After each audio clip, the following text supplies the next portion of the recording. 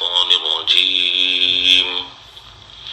بسم الله الرحمن الرحيم ألف لام ميم ذلك الكتاب لا ريب فيه هدى للمتقين الذين يؤمنون بالغيب ويقيمون الصلاة ومما رزقناهم ينفقون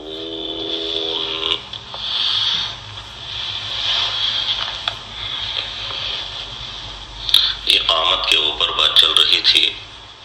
اور یہ بات بتائی گئی تھی کہ یقیمون کیوں کہا گیا ہے اور اقامت کے معنی کیا ہوتے ہیں۔ اسی لیے مفسرین کرام نے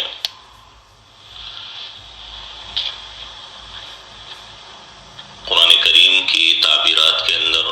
اس فرق کو بھی واضح کیا ہے کہ جو نماز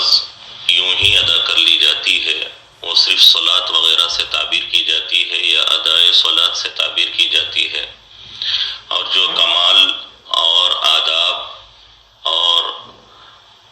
واجبات فرائض تعدیل ارکان کے ساتھ جو نماز ادا کی جاتی ہے، جو قابل تعریف ہے، جو اللہ کو مطلوب ہے، جو اللہ کے یہاں مقبول ہے، اس کو اقامت صلاۃ سے تعبیر کیا جاتا ہے۔ جہاں پر اللہ تبارک و تعالیٰ نے قرآن کریم میں نماز پڑھنے والوں کی مدح فرمائی ہے اور ان کی تعریف فرمائی ہے تو اللہ نے فرمایا والمقیمین الصلاۃ، سورہ نساء میں والمقیمین الصلاۃ، اور خاص طور پر وہ لوگ قابل تعریف ہیں جو نماز کو قائم رکھتے ہیں۔ تو مقام مدح میں اللہ نے مصلین نہیں فرمایا بلکہ اللہ نے مقیمین الصلاۃ فرمایا، اور جہاں پر اللہ نے مذمت بیان فرمائی ہے اور جہاں اللہ نے نماز ادا کرنے والوں کی نماز کے خامی اور ان کی نماز کے ناقص ہونے کا ذکر فرمایا تو اللہ نے فرمایا فویل للمصلین، ان نماز پڑھنے والوں کے لیے بڑی خرابی ہے، ہلاکت ہے۔ الذین هم عن صلاتهم ساہون الذین هم یراؤون۔ تو دیکھیے اللہ نے اپنے کلام میں جہاں پر نماز پڑھنے والوں کی تعریف فرمائی تو مقیمین الصلاۃ فرمایا، اور جہاں مذمت بیان فرمائی تو المصلین سے اس کو تعبیر کیا۔ یہ دونوں کا فرق بھی اس بات کو بتاتا ہے کہ اللہ کو صرف نماز مطلوب نہیں ہے بلکہ اقامت صلاۃ مطلوب ہے۔ خیر، یہ ایک قرآن کریم کے اندر آیا ہوا فرق تھا اور بعض مفسرین نے اس فرق کو ذکر کیا تھا، اسی لیے آپ کے سامنے ذکر کر دیا گیا ہے۔ اسی دوران ایک حدیث ابن ماجہ کے حوالے سے نظر سے گزری، نبی علیہ الصلاۃ والسلام سے حضرت ابو ہریرہ رضی اللہ عنہ نے شکایت کی کہ اللہ کے نبی میرے پیٹ میں بہت درد ہے۔ نبی نے پوچھا کہ کیا درد ہے؟ تو انہوں نے فرمایا کہ ہاں اللہ کے نبی پیٹ میں درد ہے۔ نبی علیہ الصلاۃ والسلام نے ان سے کہا کہ اٹھو اور نماز پڑھو، نماز ادا کرو، اس کے اندر اللہ نے شفا رکھی ہے۔ لہذا حضرت ابو ہریرہ رضی اللہ عنہ اٹھے اور انہوں نے نماز پڑھی اور اللہ کے نبی کے اس بتلائے ہوئے طریقے سے نماز پڑھنے کے بعد ان کے پیٹ کا جو درد تھا وہ ختم ہو گیا۔ اسی لیے مفسرین نے ایک بات یہ بھی لکھی ہے کہ جیسے سورہ فاتحہ شفا ہے ایسے ہی نماز بھی شفا ہے۔ خاص طور پر نبی علیہ الصلاۃ والسلام نے پیٹ کے درد کے لیے نماز پڑھنے کا جو حکم حضرت ابو ہریرہ رضی اللہ عنہ کو دیا، اس سے پتہ چلتا ہے کہ پیٹ کے درد میں تو خاص طور پر اور دیگر امراض کے اندر بھی نماز کا پڑھنا انشاءاللہ باعث شفا رہے گا، وہ ایک شفا کا روحانی ذریعہ رہے گا۔ چونکہ نماز کے اندر اللہ تبارک و تعالیٰ نے ہر طرح کی حالت و کیفیت رکھ دی ہے، حالت سجود بھی، حالت رکوع بھی، حالت قیام بھی، حالت حالت قعود بھی اور مختلف جو ہے انداز و اطوار سے انسان جھکتا اٹھتا بیٹھتا ہے، اور جسم کا ہر عضو اور ہر حصہ نماز کے اندر حرکت میں آتا ہے، زبان بھی اور انسان کے ہاتھ پیر بھی اس میں جو ہے حرکت میں آتے ہیں، تو انسان کے اور اسی طرح اللہ کا کلام بھی اس نماز کے اندر پڑھا جاتا ہے۔ یہ ساری چیزیں مل کر انسان کے لیے روحانی تازگی کا اور انسان کے لیے ظاہری طور پر نشاط کا ذریعہ بن جاتا ہے۔ اسی لیے روایات کے اندر یہ بات بھی آئی ہے کہ نبی علیہ الصلوۃ والسلام کو جب کبھی کوئی معاملہ پیش آتا تو فوری طور پر نبی علیہ الصلوۃ والسلام نماز کا سہارا لیا کرتے اور نماز کی طرف لپک کر جایا کرتے تھے۔ تو یہ ظاہری چیزیں جو ہم کسی معاملے کے پیش آنے کے وقت کرتے ہیں، ان کے ساتھ ساتھ یہ روحانی اور باطنی اور پر اثر چیزوں کا بھی جو ہے معمول ہونا چاہیے۔ جیسے ہم قرآن کی آیات شفا، سورہ فاتحہ وغیرہ پڑھتے ہیں، اگر بیماری پیش آ جائے، کہیں درد ہو، کہیں تکلیف ہو، سر درد ہو، پیٹ درد ہو، اس کے اندر بھی نماز بہت زیادہ مفید رہے گی۔ پیٹ درد میں تو خاص طور پر نص وارد ہوئی ہے، حدیث میں سلسلے میں صاف وضاحت آئی ہے۔ دیگر چیزوں کے لیے بھی نبی علیہ الصلوۃ والسلام کا معمول بتایا گیا ہے۔ اسی لیے کسی معاملے کے پیش آنے کے وقت سب سے پہلے اللہ کی طرف رجوع کرنا اور اللہ سے نماز میں جا کر اس چیز کے سلسلے میں مانگنا، سوال کرنا، یہ ہمارے مسائل کے حل کا بہت بہترین ذریعہ ہوگا، اور انشاءاللہ اس سے مسائل بھی حل ہوں گے۔ خیر، یہ اقامت صلاۃ کے سلسلے میں بات تھی۔ یقیمون کے اوپر بات آئی تھی، اس کے بعد ایک لفظ آ رہا ہے الصلاۃ کا۔ الصلاۃ کے اصل معنی کیا ہے عربی زبان میں؟ اس سلسلے میں اگرچہ اس کے وجہ اشتقاق کے سلسلے میں مختلف اقوال حضرات مفسرین کے یہاں ملتے ہیں اور موجود ہے، لیکن عامت المفسرین نے اور اکثر مفسرین نے یہ مانا ہے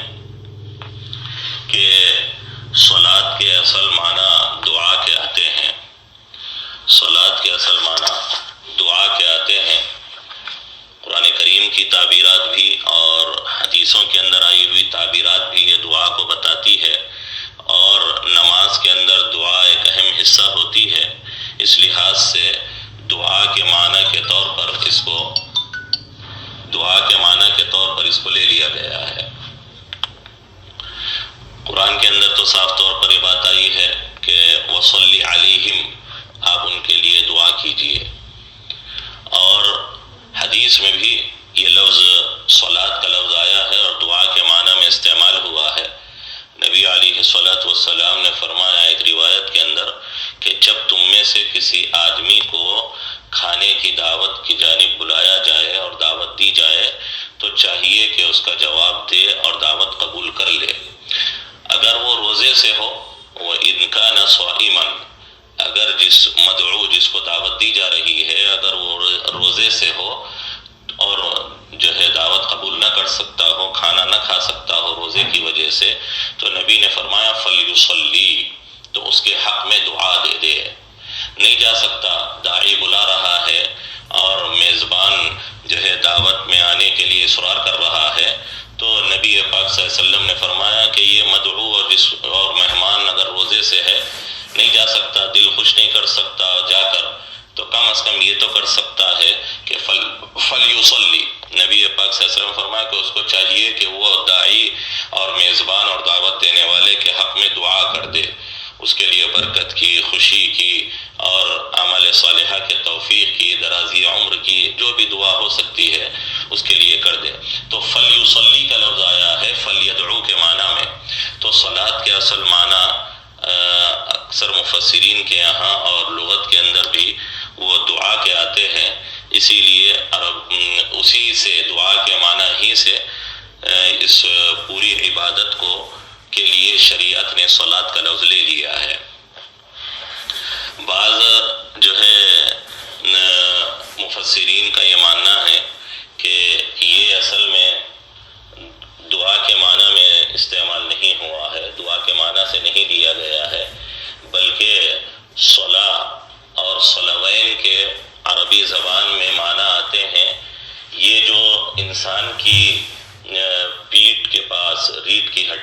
آس پاس ایک رگ ہوتی ہے،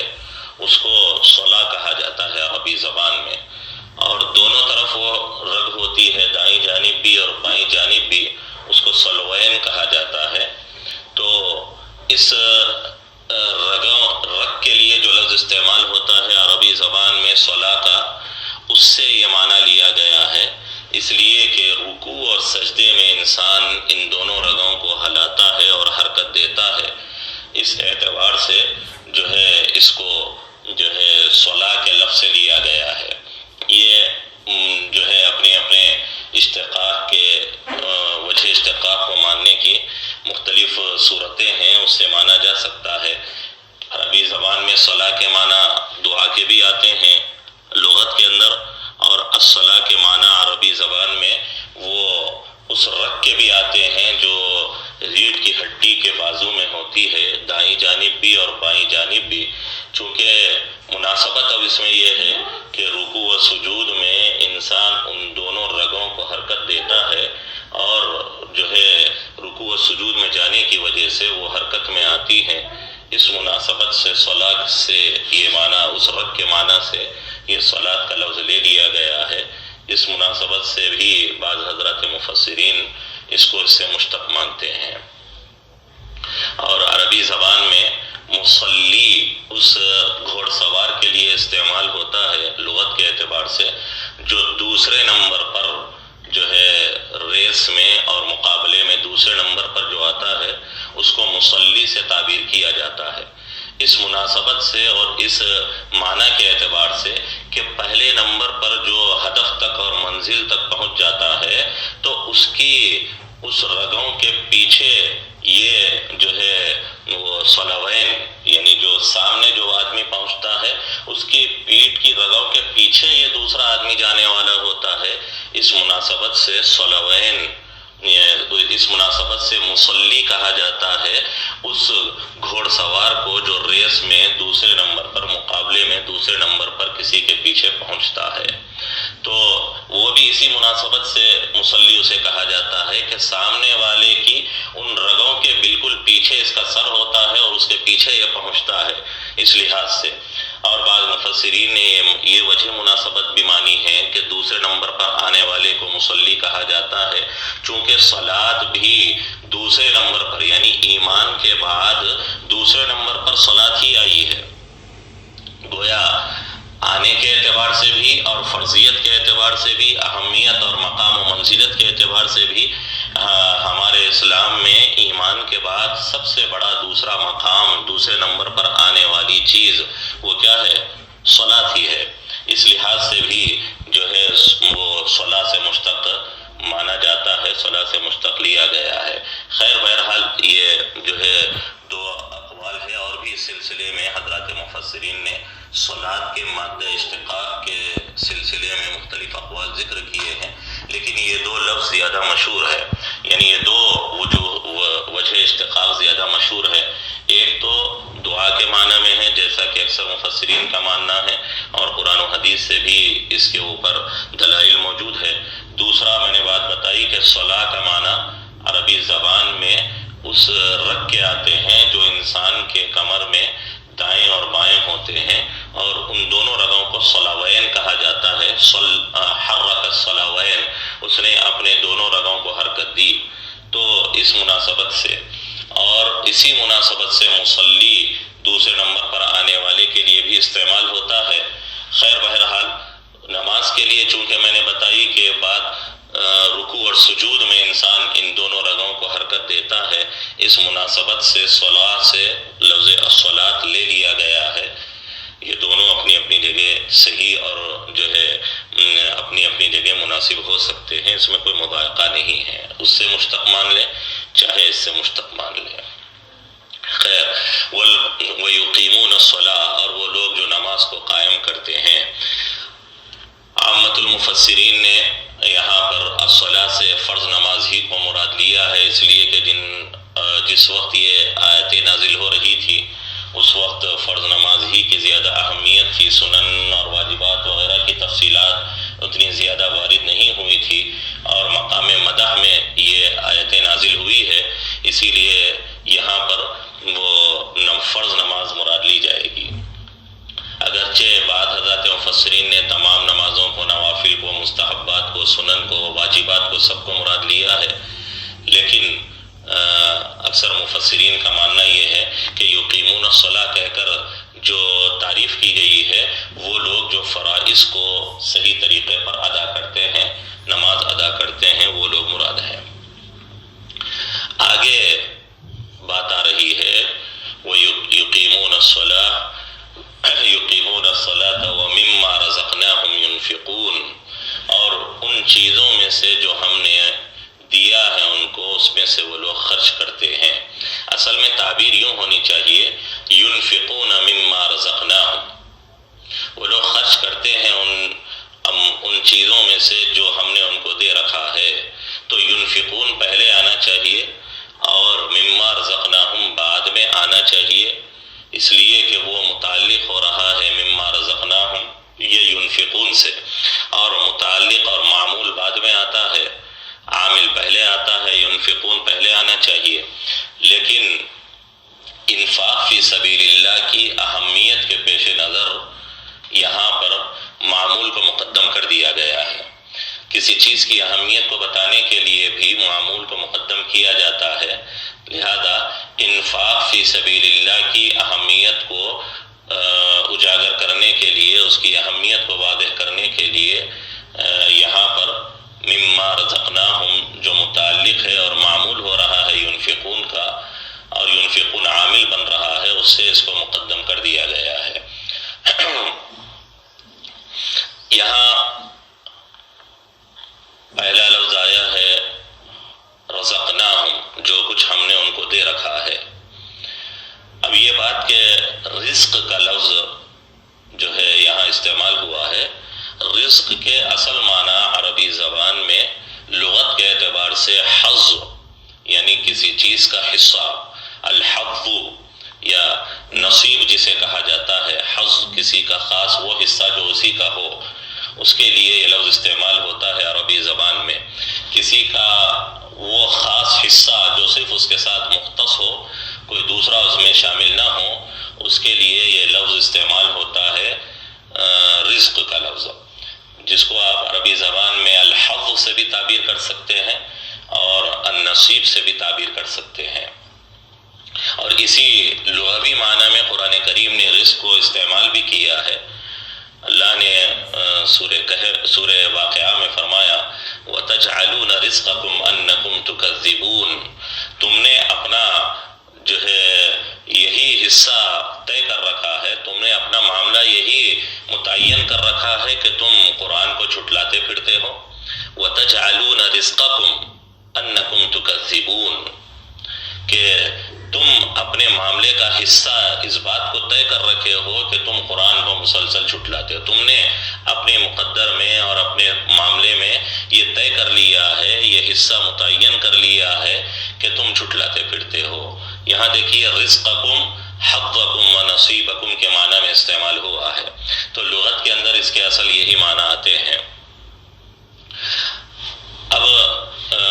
اصطلاح میں اور شرعی معنی میں رزق کے کیا معنی ہوتے ہیں، تو حضرات مفسرین نے یہ بات مانی ہے کہ رزق کے معنی جو اکثر مفسرین نے مانا ہے کہ وہ چیز جو اللہ تبارک و تعالیٰ کسی حیوان تک پہنچائے اور اس سے وہ فائدہ اٹھا لے، چاہے اس کا تعلق جو ہے حلال سے ہو، چاہے اس کا تعلق حرام سے ہو، چاہے اس کا تعلق مطعومات سے ہو یا مشروبات سے ہو یا ملبوسات سے ہو یا اس کے علاوہ کسی اور چیز سے ہو، وہ چیز جو اللہ کسی حیوان تک پہنچائے پھر وہ اس سے فائدہ اٹھا لے، وہ جو اللہ کی پہنچائی ہوئی اور اللہ کی دی ہوئی اور اللہ کی لائی ہوئی وہ چیز جو کسی حیوان تک اللہ نے پہنچائی اور وہ حیوان اس سے فائدہ اٹھا لے، چاہے وہ چیز حقیقت کے اعتبار سے حلال ہو، چاہے وہ چیز حقیقت کے اعتبار سے حرام ہو، اس کا تعلق چاہے مشروبات سے ہو، چاہے ملبوسات سے ہو، پی جانے والی چیزوں سے ہو، چاہے پہنے جانے والی چیزوں سے ہو، چاہے کھائے جانے والی چیزوں سے ہو یا اس کے علاوہ اور چیز سے ہو، اس کو رزق کہا جاتا ہے۔ یہ اہل سنہ جو متواتر صحیح عقیدہ ہم کو سلف صالحین سے چلتا اور ملتا آیا ہوا ہے، ان لوگوں سے منقول جو رزق کے سلسلے میں تعریف منقول ہو کر چلی آئی ہے، اس کا خلاصہ میں نے آپ کے سامنے بیان کیا ہے۔ یہ اس وجہ سے آپ کے سامنے کہہ رہا ہوں کہ معتزلہ جو ایک فرقہ ضالہ گزرا ہے امت کے اندر، ان لوگوں کا رزق کے سلسلے میں عقیدے کے اعتبار سے اختلاف رہا ہے ہم اہل سنہ سے۔ ہم جو صحیح العقیدہ اور اہل سنہ ہیں ان کا اور معتزلہ کا اس سلسلے میں اختلاف رہا ہے قدیم زمانے سے کہ رزق کے کیا معنی آتے ہیں۔ معتزلہ ان کی بنیاد عقل پر ہے، ان کے عقائد کی بنیاد یا انہوں نے جس چیز کو دار و مدار بنایا ہے وہ عقل کی کسوٹی کو دار و مدار بنایا ہے۔ عقل کے اوپر جو چیز صحیح طور پر معقول طریقے سے فٹ آ جاتی ہو، جو چیز سمجھ میں آتی ہو تو اسے وہ قبول کرتے ہیں، اس کو ماننے کے لیے تیار ہوتے ہیں، اور جو چیز عقل کے دائرے سے خارج ہو جاتی ہے یا معقول نظر نہیں آتی، اور جس چیز میں عقلی اعتبار سے کوئی جو ہے اعتراض ہو جاتا ہے تو اس کو ماننے سے وہ منکر ہو جاتے ہیں، اس کو قبول کرنے کے لیے تیار نہیں ہوتے۔ وہ اسلام کی پہلی صدیوں میں سب سے پہلے اسلام کو اور عقائد کو، اسلامیات کو، ایمانیات کو عقل کی بنیاد پر پرکھنے، عقل کی بنیاد پر قبول اور رد کرنے کا جو معیار معتزلہ نے ایجاد کیا تھا، اگرچہ وہ اپنے اصلی حیثیت اور اپنی اصلی شناخت اور اپنے اصل نام اور اپنے وجود کے اعتبار سے ان صدیوں میں وہ ختم تو ہو چکے اور ان کا وجود مٹ چکا، لیکن ان کے آثار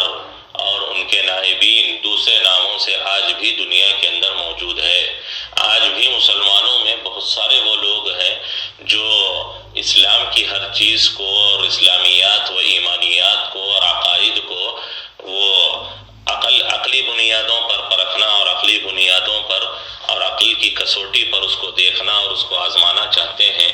عقلی اعتبار سے وہ موافق ہوتی ہے تو قبول کرتے ہیں، ورنہ اسے قبول نہیں کرتے۔ آج بھی بہت سارے لوگ ہیں دنیا کے اندر جو سائنسی بنیادوں پر اور جدید تحقیقاتی بنیادوں پر اسلام اور اسلامیات کو پرکھنا چاہتے ہیں، اور یہ چاہتے ہیں کہ اسلام جدید سائنس کے تابع ہو جائے اور کوئی چیز اسلام کی سائنس کے خلاف نہ ہو۔ لوگ یہ بہت چاہتے ہیں، وہ قدیم زمانے میں اس طرح کے لوگ وہ معتزلہ تھے، اور آج بھی ایسے لوگ موجود ہیں دنیا کے اندر۔ خیر، معتزلہ نے کیا کہا؟ معتزلہ نے یہ بات کہی کہ رزق اس چیز کو کہا جاتا ہے جو اللہ تبارک و تعالی بندے کو دیتے ہیں اور بندے کو اس پر اللہ اس میں تصرف کرنے پر قدرت عطا کرتے ہیں۔ یعنی آپ اس کو کسی کا مائک کھلا رہ گیا ہے، بند کر لیں۔ آپ اس کو علمی انداز میں اس طرح سمجھ سکتے ہیں کہ اہل سنہ نے جو رزق کی تعریف فرمائی ہے، ما ساقہ اللہ تعالی الی الحیوان، جو اللہ حیوان اور کسی جو ہے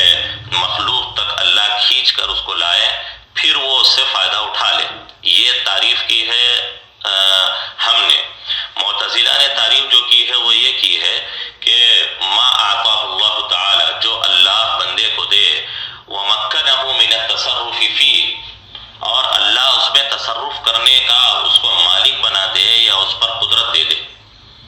اللہ نے کہ کوئی چیز دی اور دینے کے بعد اللہ نے اس میں تصرف کرنے پر قدرت بھی بندے کو دے دی اور تصرف کرنے کا اس کو مالک بنا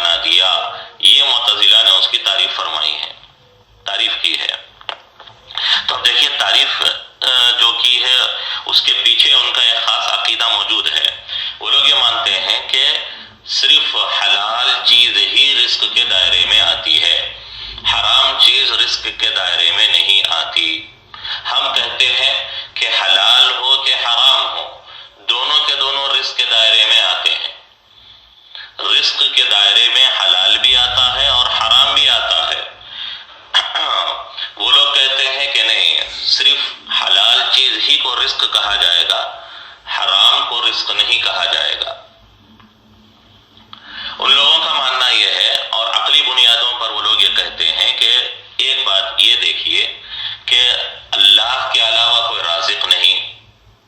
اور اللہ نے رزق کی نسبت اور رزق کی اضافت اپنی جانب فرمائی ہے، اور اللہ نے یہ کہا ہے کہ ہم ہی رزق دیتے ہیں۔ رزق اللہ کی جانب سے آتا ہے، اور اللہ بندے کو اس پر قدرت بھی دیتے ہیں، اور رزق کا دینے والا اللہ ہی ہے۔ ایک طرف یہ سمجھیے، دوسری طرف آپ یہ سمجھیے کہ حرام چیز اپنانے اور حرام چیز کو کھانے اور حرام چیز کو اختیار کرنے پر مذمت بیان کی ہے اللہ نے بندوں کی، اور حرام چیز سے اللہ نے روکا ہے۔ یہ دونوں چیزیں آپ جب ملائیں گے تو عقلی اعتبار سے نتیجہ نکلے گا کہ حرام رزق نہیں ہونا چاہیے، اس لیے کہ ایک طرف تو اللہ نے حرام چیز سے روکا ہے اور حرام کا ارتکاب کرنے پر اس کی مذمت بیان کی ہے، اور دوسری طرف اگر ہم رزق کو جو ہے یہ کہیں کہ وہ حرام رزق بھی اللہ ہی دیتے ہیں یا رزق کے دائرے میں آتا ہے، تو گویا مطلب یہ نکلے گا کہ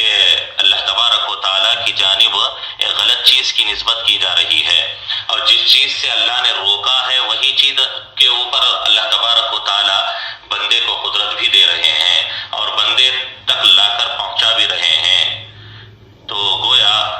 حرام کی نسبت اللہ کی طرف ہو جائے گی، غلط چیز کی نسبت اللہ کی طرف ہو جائے گی، اور یہ لازم آئے گا کہ حرام چیز اللہ بندے تک پہنچا رہے ہیں، اور بندہ اس کا ارتکاب کرنے پر اس کی مذمت بھی ہو رہی ہے۔ تو بندے کی مذمت بیان نہیں ہونی چاہیے، بندے کو برا نہیں کہنا چاہیے حرام کے ارتکاب پر، اس لیے کہ اللہ دے رہے ہیں وہ، اور اللہ اس پر قدرت بھی اس کو دے رہے ہیں اور اس تک پہنچا بھی رہے ہیں۔ تو اس طرح عقلی چیزوں کو سامنے رکھ کر یہ لوگ یہ کہتے ہیں کہ حرام چیز وہ رزق کے دائرے میں نہیں آ سکتی، اور حرام کا انتصاب اور حرام کی نسبت اللہ کی طرف نہیں کر سکتے، اس لیے کہ اللہ نے فرمایا رزقناہم، ہم نے جو دیا ہے ان کو۔ تو اب اگر ہم حرام کو بھی رزق کے دائرے میں لا لیں تو گویا یہ مطلب نکلے گا کہ ہم نے حرام دیا، اور جب اللہ حرام بندے کو دے رہے ہیں اور بندہ اس کو لے رہا ہے تو پھر بندہ کی برائی بھی نہیں ہونا چاہیے، بندے کی مذمت بھی بیان نہیں ہونی چاہیے، اس کی وہ سزا کا مستحق بھی نہیں ہونا چاہیے، وہ عقاب کا مستحق بھی نہیں ہونا چاہیے۔ اس طرح کی جو ہے تقریر کر کر وہ اس بات کی کوشش کرتے ہیں کہ جو ہے حرام وہ رزق کے دائرے میں نہیں آتا۔ سمجھے آپ لوگ؟ معتزلہ جن چیزوں کو سامنے رکھ کر یہ کہتے ہیں کہ رزق صرف حلال کو کہا جاتا ہے، حرام کو رزق نہیں کہا جاتا، عقلی اعتبار سے انہوں نے کس اعتبار سے اور کس طریقے سے اس کو جو ہے مانا اور ثابت کیا ہے، سمجھے آپ لوگ؟ کہ رزق کی نسبت اللہ کی طرف ہے، اور اللہ ہی رازق ہے، اللہ کے علاوہ کوئی رازق نہیں ہے، اور اللہ نے رزقنا کہہ کر اپنی جانب اس کا انتصاب کیا ہے اور اس کی نسبت اللہ نے اپنی طرف فرمائی ہے۔ ایک طرف یہ ذہن میں رکھیں آپ، دوسری طرف حرام سے اللہ نے روکا ہے۔ کسی کا مائک کھلا رہ گیا ہے، ان کی آواز سے ڈسٹرب ہو رہا ہے، مائک بند کر لیں۔ کسی کا مائک کھلا رہ گیا ہے، مائک بند کر لیں۔ دوسری طرف بندے کو حرام سے روکا گیا ہے اور حرام کے ارتکاب پر اس کو سزا دینے کا وعدہ بھی کیا گیا ہے، وعید سنائی گئی ہے۔ تو اب یہ مطلب نکلے گا کہ رزق صرف حلال ہی ہونا چاہیے، اس لیے کہ اگر حرام بھی رزق کے دائرے میں آئے گا تو مطلب یہ ہوگا کہ اللہ حرام دے رہے ہیں، اور ایک طرف دے بھی رہے ہیں اور ایک طرف روک بھی رہے ہیں، اور پھر اس کے ارتکاب کرنے والے کو اللہ سزا بھی دے رہے ہیں، اور یہ کیسے ہو سکتی ہے؟ یہ ایسے انداز سے تقریر کر کر انہوں نے ثابت کیا ہے کہ یہ معنی ہے کہ حرام رزق کے دائرے میں نہیں آتا. اسی لیے ان لوگوں نے تعریف میں رزق کی تعریف جو فرمائی ہے اس کا جو تعارف کیا ہے کہ ما آتا اللہ تعالی ومکنہ من التصرف فی، جو اللہ بندے کو دے اور اس میں تصرف کرنے پر اس کو قدرت بھی دے دے. ہم یہ قدرت دینے کی تعریف نہیں کرتے، ہم یہ کرتے ہیں کہ اللہ جو بندے تک پہنچا دے، پھر بندہ اس سے فائدہ اٹھا لے، چاہے حلال طریقے سے فائدہ اٹھائے چاہے حرام طریقے سے. رزق کے اوپر قدرت دینا یہ اللہ نے نہیں دیا ہے، رزق تو اللہ نے پہنچا دیا ہے، اب بندہ اس سے فائدہ اٹھا رہا ہے. اب فائدہ اٹھانے کا دونوں طریقے بندے کے ہاتھ میں ہیں، حلال طریقے سے اس کو فائدہ اٹھا لے چاہے حرام طریقے سے اس سے فائدہ اٹھا لے. خیر بہرحال یہ ان معتزلہ کا ماننا ہے. ہم اہل سنہ اس کے سلسلے میں کہتے ہیں اور یہ جواب دیتے ہیں کہ کل من عند اللہ، ہر چیز اللہ کی جانب سے ہے، چاہے وہ حلال ہو چاہے وہ حرام ہو. اور چونکہ ہم ادب کی رعایت کر کر اور اللہ کے عظمت کا پاس و لحاظ کر کر اس کی رعایت کر کر حرام کی نسبت ادب کے لحاظ سے اللہ کی طرف نہیں کرتے، ورنہ تو جیسے خالق خیر اللہ ہے، خالق شر بھی اللہ ہی ہے. یعنی جتنی اچھائیاں پیدا کی ہے اس کے پیدا کرنے والا بھی اللہ ہے، اور جتنی برائیاں پیدا کی ہے اس کے پیدا کرنے والا بھی اللہ ہے. ایمان کا پیدا کرنے والا بھی اللہ ہے، کفر کا پیدا کرنے والا بھی اللہ ہے،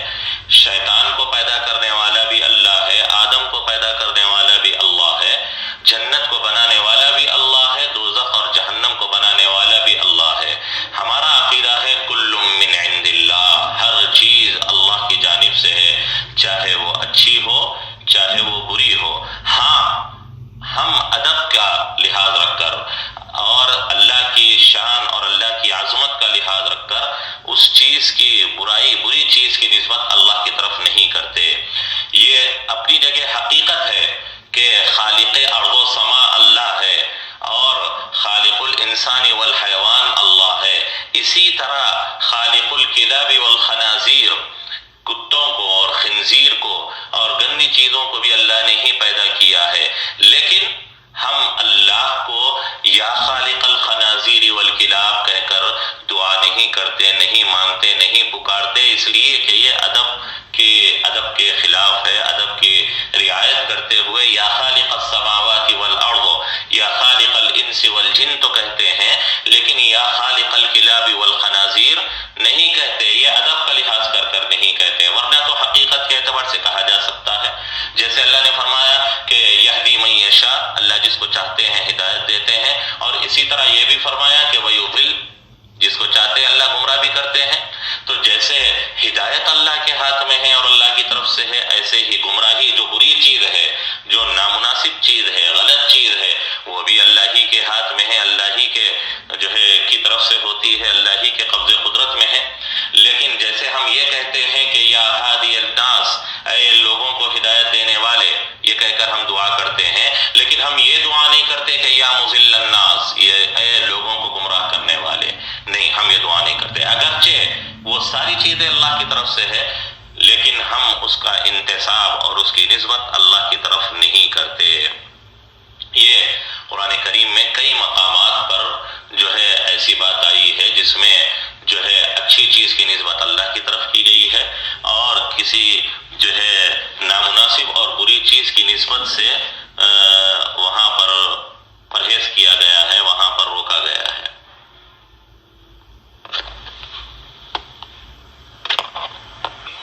کہ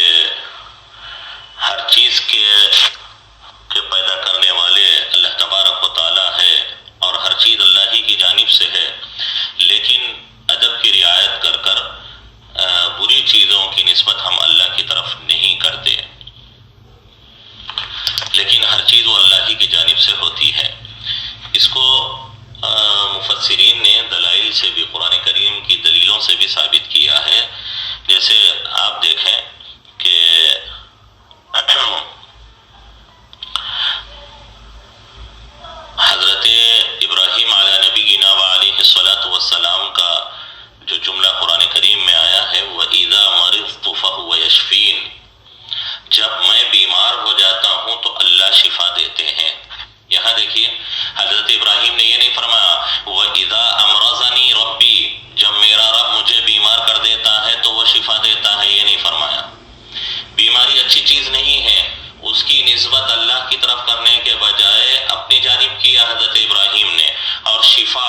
چیز ہے اس کی نسبت اللہ کی طرف فرمائی. کیا فرمایا؟ وَإِذَا مَرِضْتُ، جب میں بیمار ہو جاتا ہوں. حالانکہ اصولی اعتبار سے دیکھا جائے تو یوں کہنا چاہیے وَإِذَا أَمْرَضَنِي، اور جب اللہ مجھے بیمار کر دیتے ہیں تو وہی شفا دیتے ہیں مجھے. نہیں، یہ نہیں فرمایا، بلکہ کہا وَإِذَا مَرِضْتُ، جب بیمار میں ہو جاتا ہوں تو اللہ شفا دیتے ہیں. آپ سورہ فاتحہ میں دیکھ لیں، سورہ فاتحہ میں اللہ نے فرمایا صراط الذین انعمت علیہم. اچھی چیز، انعام کرنا اچھی چیز تھی تو انعمت اللہ کی طرف نسبت کی ہے انعام کی. اور جو ہے جس کے اوپر اللہ کا غضب و غضب نازل ہوا ان لوگوں کا ذکر آیا تو غیر المغضوبی تعبیر بدل گئی. حالانکہ کہنا چاہیے تھا غیر الذین اغضبت علیہم، ان لوگوں کا راستہ ہم کو مت دکھائیے، ان لوگوں کے راستے پر مت چلائیے جن پر آپ کا غضب نازل ہوا. جیسے انعمت آیا ہے ایسے ہی ابغضت یا اغضبت لانا چاہیے تھا. وہاں پر اللہ کی جانب اس کی نسبت کرنی چاہیے تھی صاف، لیکن نسبت نہیں کی گئی. وہاں پر کہا گیا جن کے اوپر غضب نازل ہوا، مجہول کا صیغہ لایا گیا. مغضوب جو ہے وہ اس میں مفعول مجہول کے معنی میں ہوتا ہے، وہ لفظ لایا گیا. تو اچھی چیز اور افضل چیز، خیر چیز جو ہوتی ہے اس کی نسبت اللہ کی طرف ہوتی ہے اور اس کو اللہ کی طرف منسوب کیا جاتا ہے. اور جو چیز شر کی قبیل سے یا خیر کے علاوہ ہوتی ہے یا مناسب نہیں ہوتی یا قبیح ہوتی ہے، ادب کی رعایت کر اللہ کے جو ہے عظمت کا پاس و لحاظ کر اس کی نسبت اللہ کی طرف نہیں کی جاتی. تو یہ ایک انداز اور طریقہ ہوتا ہے. اسی لیے جو ہے ہم حرام کے دینے والا بھی اللہ ہے، لیکن اس کی نسبت ہم اللہ کی طرف کرنے سے کیا کرتے ہیں؟ اجتناب کرتے ہیں. اور یہ دو مثالوں سے آپ کو سمجھ میں آ گیا ہوگا، ورنہ قرآن کریم میں بے شمار مقامات پر ایسے آیا ہے. جیسے آپ مثال کے طور پر سورہ جن میں دیکھ لیں، صاف اس بہت واضح انداز میں اللہ نے فرمایا ہے. جنات نے یہ بات کہی تھی کہ وَإِنَّا لَا نَدْرِي أَشَرٌ أُرِيدَ بِمَنْ فِي الْأَرْضِ أَمْ أَرَادَ بِهِمْ رَبُّهُمْ رَشَدًا. سورہ جن کی 10ویں آیت، جس میں اللہ نے فرمایا کہ ہم وہ جنات نے کہا کہ ہم نہیں جانتے أَشَرٌ أُرِيدَ بِمَنْ فِي الْأَرْضِ، آیا شر چاہا گیا ہے ان لوگوں سے جو زمین میں رہتے ہیں، ام اراد بہم ربهم رشدا. دیکھیے اریدا فعل مجہول لایا گیا جہاں پر شر کا ذکر آیا، اور جہاں پر رشدا خیر کا، رشد کا، ہدایت کا ذکر آیا تو اللہ نے اراد فرمایا، اراد بہم ربهم، اراد بہم ربهم اللہ کی طرف نسبت کی. ارادہ فعل معروف لایا اور ربهم اس کا فاعل بنایا گیا. تو اچھی چیز تھی اللہ کی طرف نسبت کی گئی، شر بری چیز تھی تو ہونا یہ چاہیے تھا لفظ اور جملے کی ساخت کے اعتبار سے، اصولی اعتبار سے وَأَنَّا لَا نَدْرِي أَشَرٌ أَرَادَ بِمَنْ فِي الْأَرْضِ رَبُّهُمْ، جو لوگ زمین میں رہتے ہیں ان کے رب نے ان سے شر چاہا ہے یا ان سے جو ہے خیر چاہا ہے یا ان کے خیر کا ارادہ کیا ہے. تو نسبت اراد بہم شرن یہ ہونا چاہیے، لیکن یہ نہیں لایا گیا. اللہ کی جانب نسبت کرنے سے اجتناب کیا گیا، ارید بمن فی الارض لایا گیا. اور جب خیر کا، رشد کا، ہدایت کا ذکر آیا تو اراد بہم ربهم رشدا یہ لایا گیا. تو خلاصہ یہ نکلا کہ ہر چیز اللہ کی جانب سے ہوتی ہے، کل من عند اللہ وإلی اللہ تصیر الامور، ہر چیز اللہ ہی کی طرف لوٹ کر جاتی ہے. ہر چیز کی ابتدا بھی اللہ سے ہے، ہر چیز کی انتہا بھی اللہ ہی کی طرف ہے. لہذا حلال ہو کہ حرام ہو وہ سب اللہ کی جانب سے ہوتی ہے. اب رہی یہ بات کہ بندے کو پھر برا کیوں کہا گیا ہے، اور حرام جب اللہ کی جانب سے ہے تو اس کے ارتکاب پر اس کو سزا کیوں ملتی ہے، تو یہ بات واضح ہے اپنی جگہ کہ انسان کے سوء اختیار کی وجہ سے انسان اپنے ہاتھ سے ایسے اسباب کو اختیار کرتا ہے اور ایسے راستوں کو اپنے اختیار سے تلاش کرتا ہے جس کی وجہ سے وہ حرام کی طرف جاتا ہے. اللہ نے بندے کو دنیا کے اندر اختیار دیا ہے دونوں راستوں کا، حلال کو اختیار کرے، حرام کو اختیار کرے. یہ اللہ نے آزمانے کے لیے اس کے سامنے حلال روزی کا دروازہ بھی رکھا ہے، حرام روزی کا دروازہ بھی رکھا ہے. وہ چاہے تو سود کے راستوں پر جائے، ربا کے راستوں پر جائے، شراب کے راستوں پر جائے، وہ چاہے تو جو ہے حلال تجارت اختیار کرے، حلال چیزوں کو اختیار کرے، یہ جو ہے انسان کے لیے وہ اختیار دیا گیا ہے۔ اب بندہ اپنے اختیار سے اور اپنے ہاتھ سے حرام کا ارتکاب کرتا ہے تو اس کے اوپر اس کو سزا سنائی گئی ہے اور اس کی مذمت بیان کی گئی ہے۔ اللہ خالق ہے اور بندہ کاسب ہے، بندہ اس کو اپناتا ہے، اختیار کرتا ہے۔ اللہ نے تو جو بری چیزیں پیدا فرمائی ہیں وہ انسان کے آزمانے کے لیے اور انسان کے امتحان کے لیے اللہ نے پیدا فرمائی ہیں۔ لہذا یہ کہنا کہ جو ہے اللہ نے رزقنا میں نسبت اپنی جانب کی ہے اور اللہ کی جانب بری چیز کی نسبت نہیں ہو سکتی، ایسی بات ہرگز نہیں ہے۔ اللہ نے ہی ہر چیز کو پیدا کیا ہے، حلال ہو کہ حرام وہ اللہ ہی نے پیدا کیا ہے، رزق کے طور پر دنیا کے اندر رکھا ہے۔ اب جو بندے کی مذمت ہو رہی ہے اور بندے کو جو سزا مل رہی ہے وہ اس کے جو ہے حرام کے ارتکاب کی وجہ سے، اس کو اختیار کرنے کی وجہ سے اس کو جو ہے سزا مل رہی ہے اور اس کو برا بھلا کہا جا رہا ہے۔ اور ہم حرام کی نسبت اللہ کی جانب کرنے سے ادب اور عظمت کی وجہ سے اجتناب کرتے ہیں اور پرہیز کرتے ہیں۔ یہ ایک عقلی اعتبار سے بھی حضرات علماء نے یہ بات سمجھائی ہے کہ آپ یہ بتائیں کہ قرآن کریم میں اللہ نے یہ بات ذکر فرمائی ہے کہ روئے زمین کے اوپر ہر بسنے والے دابہ اور رینگنے والے حیوان اور جانور کا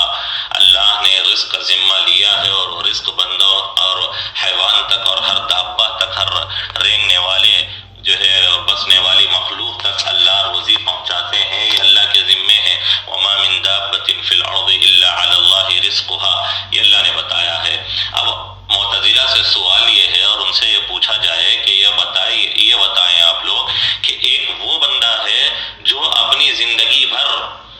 چوری کر کر، ڈاکہ ڈال کر، سود کا پیسہ کھا کر پوری زندگی کھاتا رہا اور وہ جو ہے اسی سے وہ غذا حاصل کرتا رہا اور اسی سے وہ جو ہے روزی کماتا رہا اور جو ہے یہی اس کی زندگی کا وہ جو ہے مشغلہ رہا۔ تو اب ایک وہ بندہ ہے جس کی پوری زندگی حرام خوری میں گزری ہے اور حرام کھا کر اس نے پوری زندگی گزار دی ہے، تو آپ کی تعریف کے اعتبار سے وہ بندہ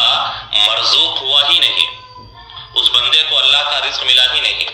اس لیے کہ معتزلہ نے کیا کہا؟ حرام رزق نہیں ہے۔ جب حرام رزق نہیں ہے تو کیا مطلب نکلے گا کہ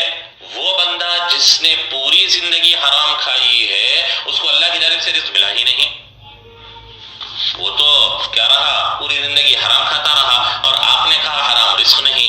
تو مطلب کیا نکلے گا کہ یہ بندہ جو حرام کھا کر پوری زندگی گزارتا رہا یہ مرزوق نہیں رہا، اس کو اللہ کی جانب سے رزق نہیں ملا۔ حالانکہ اللہ فرماتے ہیں کہ ہر ایک کا رزق ہمارے ذمہ ہے اور ہم نے ہر نفس کے لیے رزق کو طے کیا ہے اور ہم اس کا رزق پہنچاتے ہیں۔ تو عقلی اعتبار سے بھی یہ بات سمجھ میں آنے والی نہیں ہے، اس لیے کہ آپ نے جو تعریف کی ہے کہ رزق صرف حلال چیز کو کہا جاتا ہے، حرام کو رزق نہیں کہا جاتا، تو ہم ایک ایسی مثال پیش کرتے ہیں جس میں بندہ کیا ہو رہا ہے؟ آپ کی تعریف کے لحاظ سے اس کو رزق مل ہی نہیں رہا ہے، وہ مرزوق بن ہی نہیں رہا ہے۔ وہ بندہ جو پوری زندگی حرام کھاتا رہا، آپ کی اس تعریف کے لحاظ سے اور آپ کے نظریے اور موقف کے اعتبار سے وہ مرزوق تھا ہی نہیں۔ حالانکہ دنیا میں کوئی ایسا بندہ نہیں ہے جس کو یہ نہیں کہا جا سکتا کہ وہ اللہ کی جانب سے اس کو رزق نہ ملا ہو، یا وہ اللہ کے رزق کے علاوہ کہیں اور سے رزق حاصل کر کر وہ زندگی گزار لیتا ہو، یا وہ مرزوق نہ ہو، ایسا نہیں کہا جا سکتا۔ تو اسی لیے جو ہے آپ کی تعریف کے لیے ہی لحاظ سے یہ بات خود آپ ہی کے اوپر پلٹ کر آئے گی اور آپ ہی کے گلے کا کاٹا اور گلے کی ہڈی بن جائے گی، جس کو آپ جو ہے نہ اگل سکتے ہیں نہ باہر نکال سکتے ہیں۔ خیر، عقلی اعتبار سے بھی، نقلی اعتبار سے بھی، دلائل کے اعتبار سے یہی چیز ثابت ہے کہ رزق ہر چیز کو کہا جاتا ہے۔ ہاں، اللہ نے بندے تک پہنچا دیا ہے،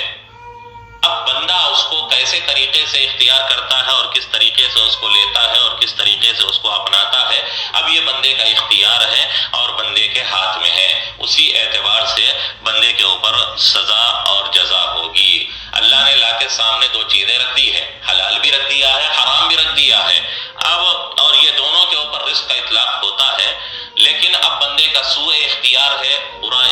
انتخاب ہے، جس کی وجہ سے وہ برائی کی طرف جاتا ہے اور بری چیز کو اپناتا ہے۔ لیکن رزق بہرحال حلال کو بھی کہا جاتا ہے، حرام کو بھی کہا جاتا ہے۔ اسی لیے جو ہمارا جو ہے موقف اور نظریہ ہے اور ہمارا عقیدہ ہے، اس اعتبار سے رزق کی تعریف یہ ہوگی کہ ما ساقہ اللہ تعالی الی الحیوان، جو اللہ کھینچ کر کسی حیوان، یعنی صرف انسان نہیں، کسی بھی حیوان تک اللہ پہنچا دے، لا کر دے دے، فانتفع به، پھر بندہ اس سے فائدہ اٹھا لے۔ اس میں اللہ کی جانب نسبت نہیں ہے، بندے کے اختیار کی طرف اس میں بات کہی گئی ہے۔ اور بندے کو یہ کہا گیا ہے کہ وہ اس سے فائدہ اٹھا رہا ہے، چاہے وہ فائدہ اٹھانا حلال طریقے سے ہو، چاہے وہ فائدہ اٹھانا حرام طریقے سے ہو۔ خیر بہرحال یہ ایک نظریاتی اور جو ہے عقائد کا اختلاف تھا، اور انہوں نے عقلی بنیادوں پر رکھ کر یہ بات کہی تھی، اور ہماری بنیاد عقل پر نہیں ہے، ہماری بنیاد نقل پر ہے، ہماری بنیاد نصوص پر ہے۔ اسی لیے ہم نے نصوص کو سامنے رکھ کر یہ بات کہی ہے، اور جو چیزیں نص سے ثابت ہوتی ہے وہ کبھی عقل کے خلاف نہیں ہوتی۔ اسی لیے عقل کے ذریعے بھی یہی ثابت ہے کہ رزق حلال و حرام دونوں کو شامل ہو۔ وہ بندہ جو پوری زندگی حلال کھائے وہ بھی اللہ کا مرزوق ہے، کہا جائے گا، اس کو یہ کہا جائے گا کہ اس کو اللہ کا رزق ملا ہے، اور وہ بندہ جس کو جو ہے جو حرام کا ارتکاب کرتا ہے، حرام کھاتا ہے، وہ بھی اللہ ہی کا مرزوق ہے۔ لیکن ہم یہ نہیں کہیں گے کہ حرام جو ہے اللہ نے اس کو کھلا دیا ہے، اللہ نے زبردستی کسی کے ساتھ نہیں کی ہے، اللہ نے حرام پیدا کیا ہے، اس کے سامنے رکھا ہے، بندہ اس کو اختیار کیا ہے، بندہ اس کو اپنے ہاتھوں سے اپنایا ہے۔ خیر بہرحال تو اللہ نے فرمایا جو کچھ ہم نے دیا ہے۔ اب عمومی طور پر یہی سمجھا جاتا ہے کہ رزق میں کھائی جانے والی چیزیں یا مال یا جو ہے دولت یا کپڑا، مطعومات، مشروبات وغیرہ، یہی عمومی طور پر سمجھی جاتی ہے کہ رزق کے دائرے میں یہ آتی ہے۔ بعض حضرات مفسرین کا ماننا یہ ہے کہ ہر وہ چیز جس سے دوسرے کا جو ہے تعاون ہو جائے وہ دے دینا، وہ جو ہے رزقناہم، ہم نے جو کچھ دیا ہے، کسی کو اللہ نے مال دیا، دولت دی، کسی کو کھانے پینے کی چیزیں دی، اس میں سے خرچ کر رہا ہے تو وہ بھی قابل تعریف ہے۔ اور کسی کو اللہ نے جاہ اور حیثیت دی ہے، ایک آدمی وہ ہے جو باحیثیت ہے، جو آدمی جو ہے باوجاہت ہے، اپنے ایک شخصیت اور اس کا ایک اثر رکھتا ہے، اب اس کے پاس دولت نہیں ہے کسی کو دینے کے لیے، اب وہ کیسے دے گا؟ تو مفسرین نے یہ بات فرمائی ہے کہ وہ اپنی وجاہت کا، اپنی شخصیت کا اور اپنے اثر و رسوخ کا استعمال کر کر کسی کا کام بنا دے، یہ بھی مما رزقناہم ينفقون کے دائرے میں آئے گا۔ یعنی ایک غریب آدمی ہے جو کسی کام میں پھنس گیا ہے، کسی مشکل میں، کسی مخمصے میں آ گیا ہے، اور جو ہے ایک آزمائش میں گر گیا ہے،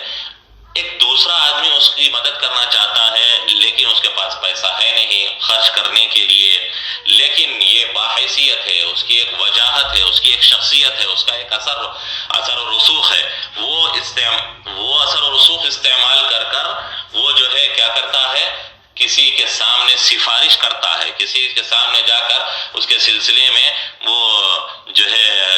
التماس و درخواست کرتا ہے، سفارش کرتا ہے، جس کی وجہ سے وہ سامنے والا اس کی حیثیت، اس کی وجاہت، اس کی شخصیت اور اس کے چہرے کو اور اس کے اثر و رسوخ کو دیکھ کر اس کو قبول کر لیتا ہے اور اس کا کام بنا دیتا ہے اور اس کے جو ہے معاملات کو حل کر دیتا ہے۔ یہ بھی مما رزقناہم ينفقون کے دائرے میں آئے گا۔ تو وہ آدمی جس کو اللہ نے حیثیت دی ہے، اگرچہ دولت نہیں دی، مال نہیں دیا جو خرچ کر سکے، لیکن حیثیت دی، اثر و رسوخ دیا، وجاہت دی، شخصیت کا ایک اثر دیا، وہ اپنی شخصیت کا، اپنی وجاہت کا استعمال کر کر کسی کا کام بنا دیتا ہے، وہ بھی مما رزقناہم ينفقون کے دائرے میں آئے گا۔ اور اسی طرح وہ آدمی جس کو اللہ نے دولت تو نہیں دی لیکن علم دیا ہے،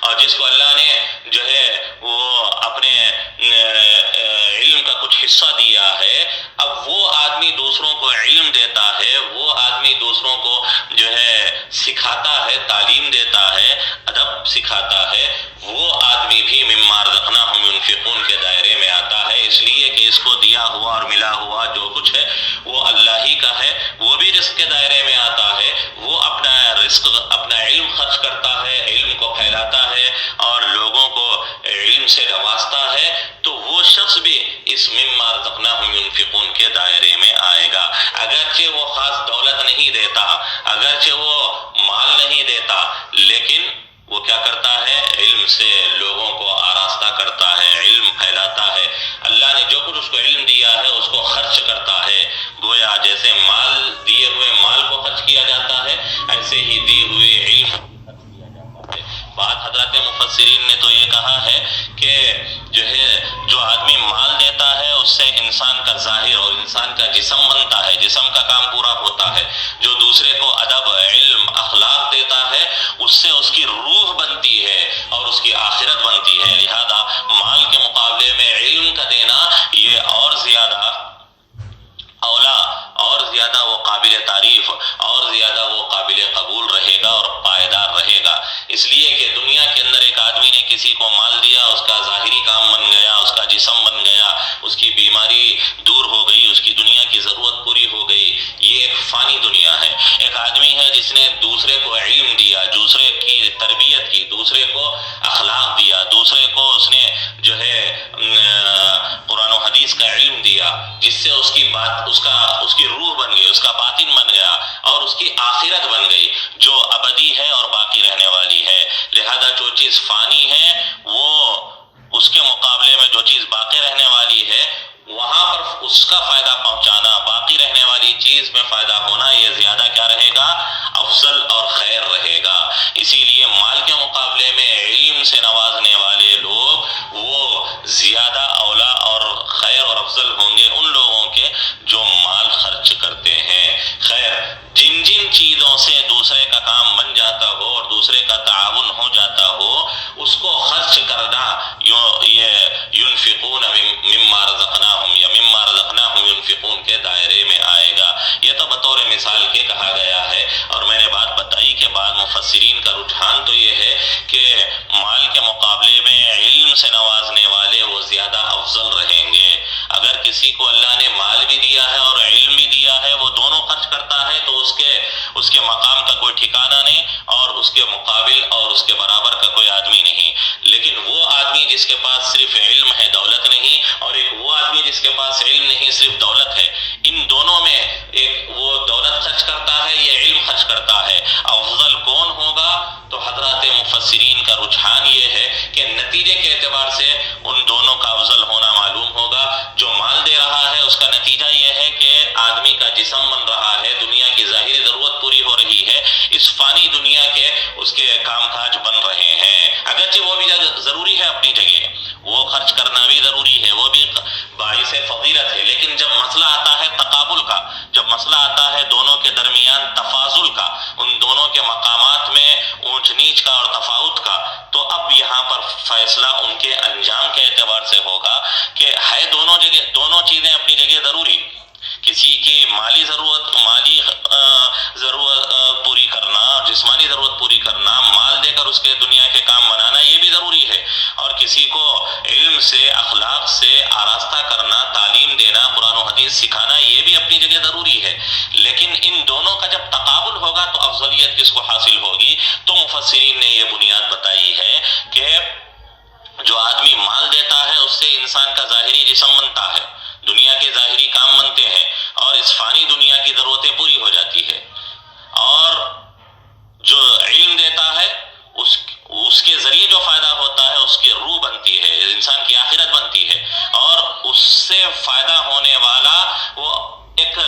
جو ہے ابدی سلسلہ چلتا رہتا ہے، یعنی روح جب بن جاتی ہے اور علم سے آراستہ جو آدمی ہو جاتا ہے تو اس کا سلسلہ کہاں تک چلتا ہے؟ آخرت تک چلتا ہے، دنیا میں بھی وہ جو ہے پاک باز بن جاتا ہے، دنیا میں وہ مصفہ و مجلہ بن جاتا ہے، اور آخرت تک اس کا فائدہ، اس کے فائدے کا تسلسل اور سلسلہ چلتا رہتا ہے، اور باقی رہنے والی دنیا میں اس کا فائدہ ہوتا ہے، باقی رہنے والے عالم میں اس کا فائدہ ہوتا ہے۔ اسی لیے جب تقابل ہوگا تو علم دینے والا، علم خرچ کرنے والا زیادہ افضل ہوگا مال خرچ کرنے والے کے مقابلے میں۔ خیر بہرحال جو ہے دونوں اپنی اپنی جگہ صحیح ہے، لیکن افضلیت بہرحال ان کو ہوگی جو علم دینے والے ہوں۔ اسی لیے انبیاء علیہم الصلاۃ والسلام نے دنیا کے اندر علم دیا ہے، آخرت دی ہے، ہدایت دی ہے۔ دنیا کے اندر انہوں نے آ کر پیسوں کو نہیں لٹایا ہے، دنیا میں آ کر دولت کے خزانے انہوں نے نہیں کھولے ہیں، ہاں اس کے راستے بھی بتائے ہیں، حلال کمانے کو بھی ضروری قرار دیا ہے، اس کے جو ہے دنیا کی ضرورتیں پوری کرنے کی بھی بات کہی ہے، لیکن جو انہوں نے علم دیا انسانوں کو اور انسانیت کو جو آخرت کی ہدایت فرمائی ہے، وہ انبیاء علیہم الصلاۃ والسلام کے افضل ہونے، انبیاء علیہم الصلاۃ والسلام جو افضل ہیں وہ ان کے علم دینے، ہدایت دینے اور آخرت بنانے کی وجہ سے ہے۔ دنیا کے اندر کام بنانے یا دنیا کے راستے بتانے کی وجہ سے ان کی افضلیتیں، ہاں وہ کام بھی وہ کرتے ہیں۔ خیر بہرحال بہت ساری وجوہات سے یہ بات کہی جا سکتی ہے، لیکن اتنی بات ضرور ہے کہ وَمِمَّا رَزَقْنَاهُمْ يُنْفِقُونَ کے دائرے میں وہ لوگ بھی آتے ہیں جو کسی بھی طریقے سے دوسروں کا کام کرتے ہیں، دوسروں کے تعاون اور مدد کرتے ہیں، چاہے مال کے ذریعے ہو، چاہے جاہ اور عزت کے اور اپنے اثر و رسوخ کے ذریعے ہو، اور چاہے اپنے جو ہے آلات اور اسباب کے ذریعے ہو، اور چاہے وہ علم کے ذریعے ہو۔ مثال کے طور پر ایک پیشہ ور آدمی ہے، حرفت اور کاریگری کا کام کرتا ہے، اس کو کسی کی مدد کرنے کے لیے کیا نہیں ہے، پیسہ نہیں ہے، لیکن کسی جو ہے آلے کو، کسی اپنے جو ہے اپنے کسی آلے کو، اپنی کسی مشینری کو کسی غریب کو دے کر اس کا کام بنا دیتا ہے، یہ بھی مما رزقناہم ينفقون کے دائرے میں آتا ہے۔ ایک لوہار ہے جس سے وہ لوہا کاٹتا ہے، جس آرے سے وہ لوہا کاٹتا ہے، وہ غریب کو آلہ دے دے تاکہ وہ کاٹنا سیکھ لے یا اپنی ضرورت پوری کر لے، اپنے گھر کا کوئی جو ہے لوہا کاٹ کر لا کر دے دے اور اس کے بدلے میں وہ پیسہ نہ لے، یہ بھی مما رزقناہم ينفقون کے دائرے میں آتا ہے۔ بہرحال یہ تعبیر اور یہ جملہ بہت وسیع ہے، اپنے اندر کئی سارے جو ہے جہاد اور اس کے بہت سارے اس کی قسمیں رکھتا ہے۔ عمومی طور پر اس کا مصداق مال کے خرچ کرنے کے لیے اس کی مصداق کے طور پر اس کا استعمال ہوتا ہے، وہ بھی اس کا بہت اعلیٰ ترین مصداق ہے، لیکن علم کا خرچ کرنے والا بہرحال